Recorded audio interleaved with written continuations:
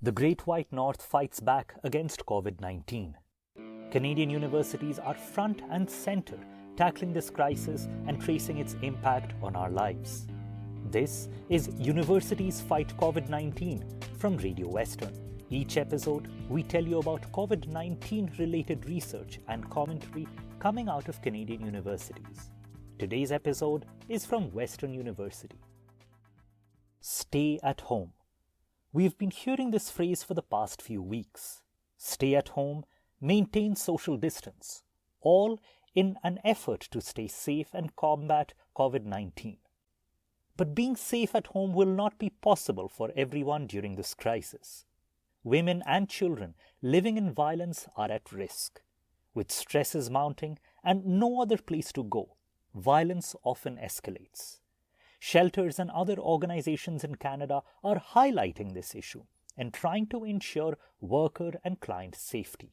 Gender-based violence, including domestic and sexual violence, generally increases after disasters, according to a Red Cross report. In fact, there are already incidents of such violence happening in different parts of the world during COVID-19.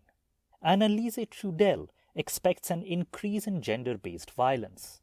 She's the manager of education, training and research at ANOVA, London's women's shelter and sexual assault service provider. ANOVA and other similar organizations have to limit social contact to keep women and children in the shelters healthy and safe.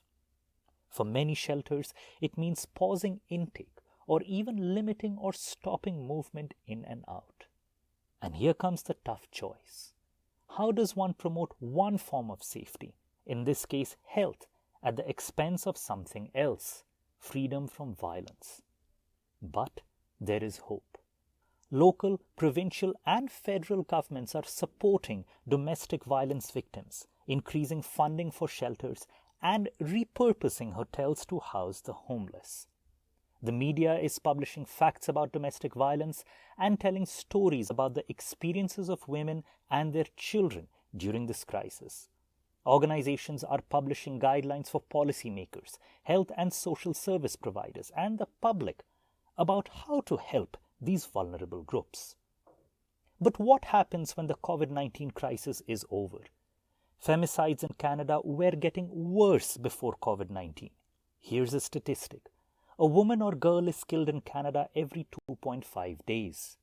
Will we continue to address and prevent violence against women once this crisis is over? Only time will tell. This story was adapted from the Western News article, Not All Find Comfort While Safe at Home, written by Nadine Wathen.